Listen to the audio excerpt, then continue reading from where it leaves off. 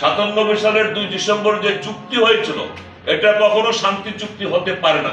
এই চুক্তির মধ্য দিয়ে শান্তি প্রতিষ্ঠিত হয় নাই। আর এই চুক্তিটা ছিল বৈষম্য, কারণ 54% বাঙালির কোনো প্রতিনিধি ওই চুক্তি করার সময় আলোচনার ডায়ালগের ছিল না। এবং পার্বত্য চট্টগ্রামে যারা 1000 সেনা সদস্য জীবন দিয়েছে, একজন সেনাবাহিনীর ঊর্ধ্বতন কর্মকর্তাও সেই ডায়ালগ কমিটিতে ছিল না। কিন্তু সুতরাং এটা একটা অসম চুক্তি। আমাদের এই মুহূর্তে দাবি এই চুক্তি বাতিল করতে হবে। আমি সংক্ষেপে কয়েকটা পয়েন্ট আমি দিব। এই চুক্তি আমরা বাতিল চাই। আমাদের 1036 কিলোমিটার বর্ডার সীমান্ত অরক্ষিত। এই অরক্ষিত সীমান্ত হওয়ার কারণে বাইরে থেকে এসে সন্ত্রাসীরা এসে এখানে সন্ত্রাসী কর্মকাণ্ড করে তারা নির্ভয়ে পালিয়ে যেতে পারে। এই 1036 কিলোমিটার সীমান্ত সড়ক নির্মাণ করে বিজেপির বিউপি ক্যাম্প করে কাঁটাতারের বেড়া দিয়ে সীমান্তের ভিতরে আবার নতুন নতুন ক্যান্টনমেন্ট স্থাপন করে আমাদের সীমান্তকে রক্ষা করতে হবে। না হয় বিদেশের এই ষড়যন্ত্রকারী থেকে আমরা রেহাই পাবো না। তারপরে কিছুদিন আগে আপনারা দেখেছেন পহেলা বৈশাখকে কেন্দ্র করে আমার আগের যিনি বক্তা তিনি ভালো বলেছেন যে আরাকান আর্মি থানসি এলাকায় এসে তারা নববর্ষ উদযাপন করেছে। আচ্ছা, সেখানে তাদেরকে যখন বলা হলো যে তোমরা এখানে কেন আসলা, তারা বলেছে এটা গ্রেটার আরাকান রিজিয়নের একটা অংশ, এটা আমাদেরই দেশ, এটা গ্রেটার আরাকান রিজিয়নের একটা অংশ, এর জন্য আমরা এসেছি। ষড়যন্ত্র কোথায়, এই বিষয়গুলো আমাদেরকে দেখতে হবে। জেএসএ সিপিডিবির কথা অনেকে বলেছেন স্বায়ত্তশাসন জুমল্যান্ড, তারা স্বায়ত্তশাসনের নামে জুমল্যান্ড প্রতিষ্ঠার নামে আরেকটা রাষ্ট্র পরিচালনা তৈরি করতে চায়। সেই রাষ্ট্রটা কিন্তু খ্রিস্টান রাষ্ট্র। এখানে খ্রিস্টানাইজেশনের যে প্রকল্প চলছে এটা আপনার দক্ষিণ সুদান পূর্ব তিমুরের মতো এই অঞ্চলকে শুধু এটা বাংলাদেশের পার্বত্য চট্টগ্রাম শুধু নয়, এখানে আসাম, ত্রিপুরা, মিজোরাম, চীন রাজ্য সহ মিলে আলাদা একটা খ্রিস্টান রাষ্ট্র। এখানে ইসরায়েলের মুসাদ স্বয়ং এসে কাজ করছে এবং তাদেরকে ফিনান্সিয়াল সাপোর্টটা যারা দিচ্ছে, আমরা আগামীতে আরেকটা নতুন আন্দোলনের কর্মসূচি গ্রহণ করব। এর জন্য আপনাদের জানা দরকার যে তাদেরকে সমস্ত টাকা পয়সার যোগান দিচ্ছে কিন্তু ইউএনডিপি হাজার হাজার কোটি টাকা ইনভেস্ট করে সেখানে খ্রিস্টানের এই কর্মকাণ্ড পরিচালনা করতেছে। তাদের কার্যক্রম বন্ধ করতে এবং 246টা সেনা ক্যাম্প প্রত্যাহার করা হয়েছে এই চুক্তির কারণে, যার কারণে সন্ত্রাসীদের অভয়ারণ্য হয়ে গেছে। 246টা সেনা ক্যাম্প পুনরায় গঠন করতে হবে, নতুন নতুন সেনা ক্যাম্প, নতুন নতুন ক্যান্টনমেন্ট করতে হবে। এই পার্বত্য চট্টগ্রামের সাথে ওতপ্রোতভাবে 1988 সাল থেকে যখন প্রেসিডেন্ট এরশাদ স্বৈরাচার সরকার যাকে বলা হয়, উনি যখন পার্বত্য চট্টগ্রামের 1900 ইনট্যাক্ট ম্যানুয়ালের ভিত্তিতে 2টা আইন করে উনি জেলা পরিষদের নির্বাচন দিলেন। সেই নির্বাচন থেকেই ওতপ্রোতভাবে জড়িত। 1991 সালে স্বৈরাচারের পতনের পর দেশনেত্রী বেগম খালেদা জিয়ার নেতৃত্বে যে সরকার, বিএনপি সরকার গঠিত হয়েছিল, সেই সরকারে আমি 2টা কমিটির সদস্য ছিলাম। পার্বত্য চট্টগ্রাম বিষয়ক কমিটি, পার্লামেন্টারি কমিটি, সেটাতে আমাদের জনাব কর্নেল অলি আহমদ বীর বিক্রম, উনি আমাদের প্রেসিডেন্ট ছিলেন। আরেকটা কমিটি ছিল যেটা হলো রিপাট্রিয়েশন, অর্থাৎ আমাদের শরণার্থী রিপাট্রিয়েশন কমিটি, সেখানেও কাজ করেছি। ইন্ডিয়াতেও প্রায় 6টা জনসভায় তৎকালীন পররাষ্ট্র স্টেট মিনিস্টার যিনি ছিলেন আবুল কালাম মরহুম আজাদের নাতি, উনার আন্ডারে 6টা, আমাদের কর্নেল অলি আহমদ বীর বিক্রম শ্রদ্ধেয় নেতা, উনি সহ প্রায় 6টা জনসভায় ত্রিপুরাতে গিয়ে সেখানে বক্তব্য রেখেছিলেন। আসলে এখন পার্বত্য চট্টগ্রাম নয়, পুরা চট্টগ্রাম এবং বাংলাদেশের টোটাল স্বাধীনতা সার্বভৌমত্ব আমার ব্যক্তিগত মত হল বিশাল একটি হুমকির সম্মুখে আমরা পড়েছি। পার্বত্য চট্টগ্রাম এবং চট্টগ্রাম অঞ্চলে ভূ রাজনীতি এবং আরেকটি বিষয় হচ্ছে আমাদের যে ইকোনমি জোনগুলো আছে, অর্থনৈতিক জোনগুলো আছে, সেই অর্থনৈতিক জোনগুলোর পরিচালনা একই সাথে আমাদের পার্শ্ববর্তী দেশের হাতে। আমরা যে ইকোনমি জোনগুলো সরবরাহ করতে চেয়েছিলাম তার বিরোধিতা করেই তার চুক্তিকে বাতিলের আহ্বান জানিয়ে আমরা এই আলোচনা শুরু করতে চাই। চট্টগ্রাম, পার্বত্য চট্টগ্রাম, যেটি বাংলাদেশের 10 শতাংশ মতো জায়গা নিয়ে পার্বত্য চট্টগ্রাম অবস্থিত। দীর্ঘদিন ধরে এই জায়গাটা বাংলাদেশের কাছে একটি ক্ষত হিসেবে উপস্থাপন করার চেষ্টা করা হয়েছে।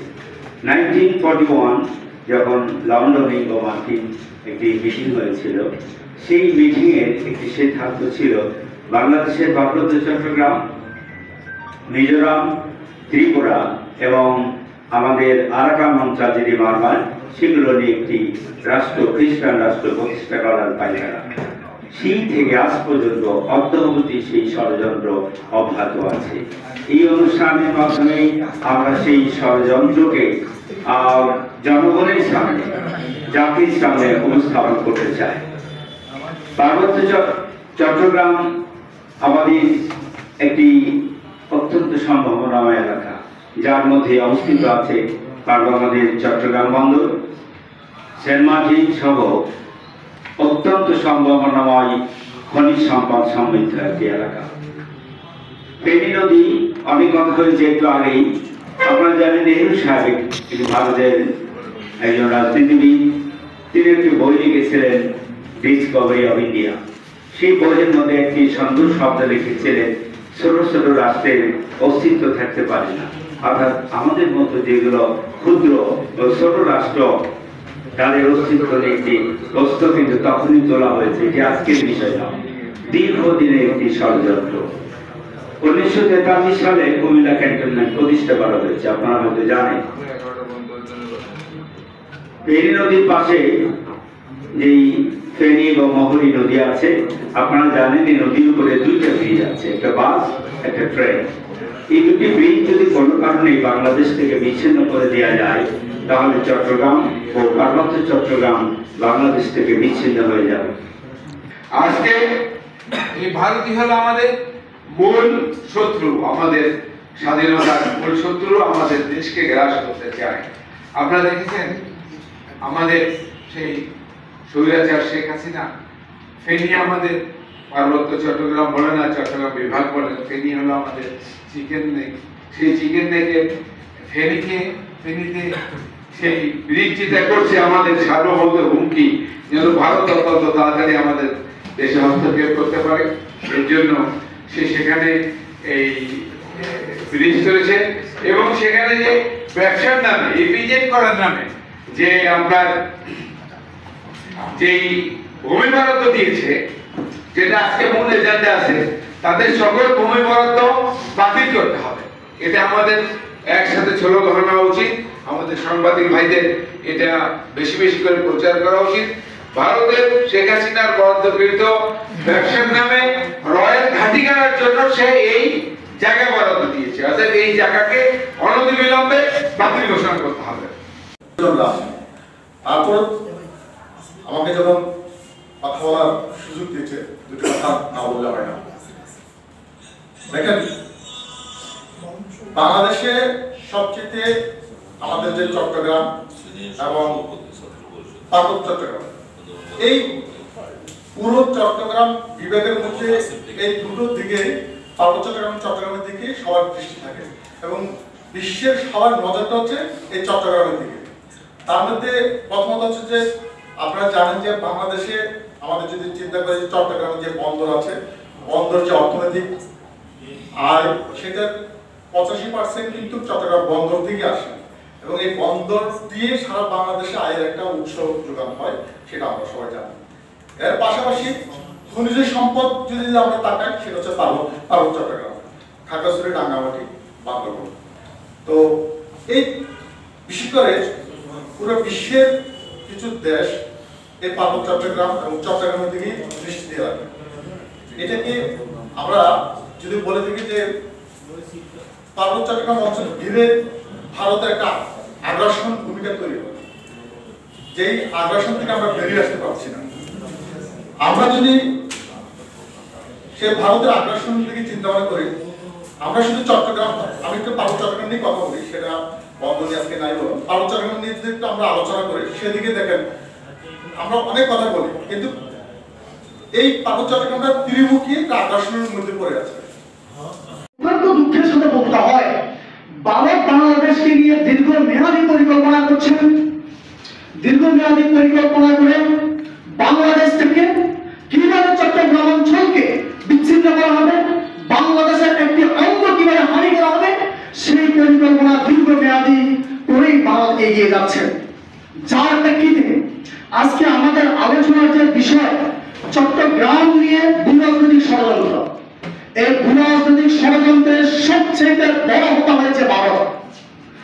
পাশাপাশি যারা বাংলাদেশের এই অংশটার মধ্যে ভূরাজনৈতিক স্বার্থ রাখেন, ওই সকল রাষ্ট্র আমাদের কাদের উপর আজ ভর করছে। আপনারা জানেন আমরা দীর্ঘদিন বলে আসছি ভারতের যে সেভেন সিস্টার রয়েছে, আমরা সেভেন সিস্টার ভেঙে দেব, কিন্তু আমরা কি আসলে এটা জানি সেভেন সিস্টারের কয়টি রাজ্যের মধ্যে ঝামেলা হচ্ছে, বা আমরা চাইলে কয়টি রাজ্য ভেঙে দিতে পারবো?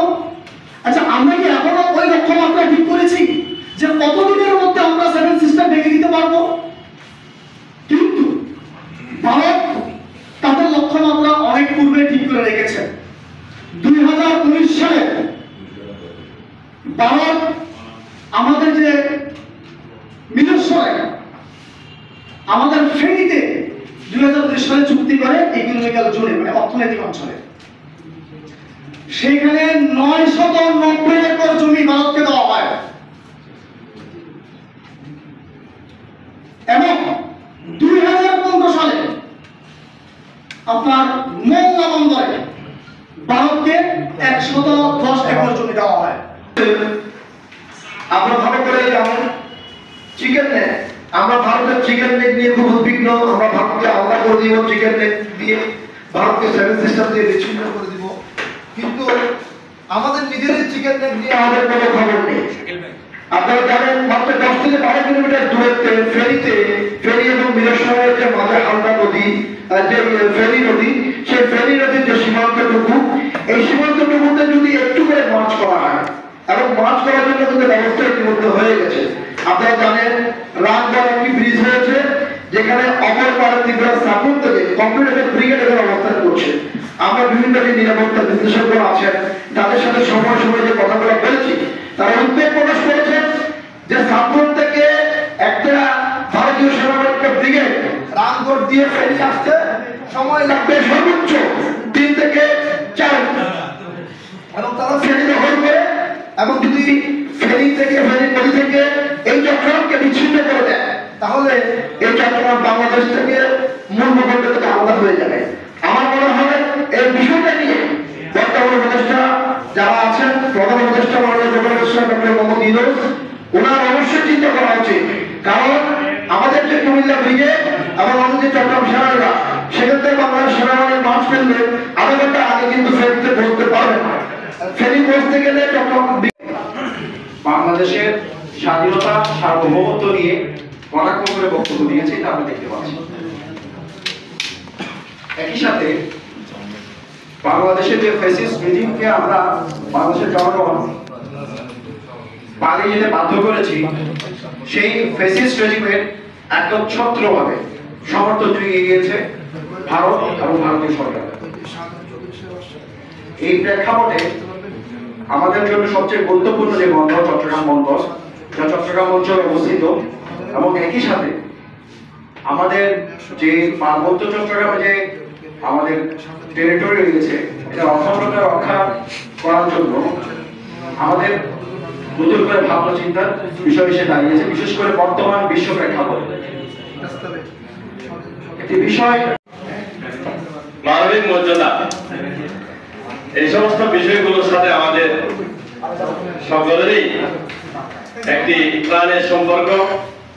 কারণ আমরা 1971 সালে আমরা স্বাধীন হয়েছে এই দেশ 3টি মূলনীতিকে সামনে রেখে, যে আমরা বৈষম্যের বিরুদ্ধে আন্দোলন করব।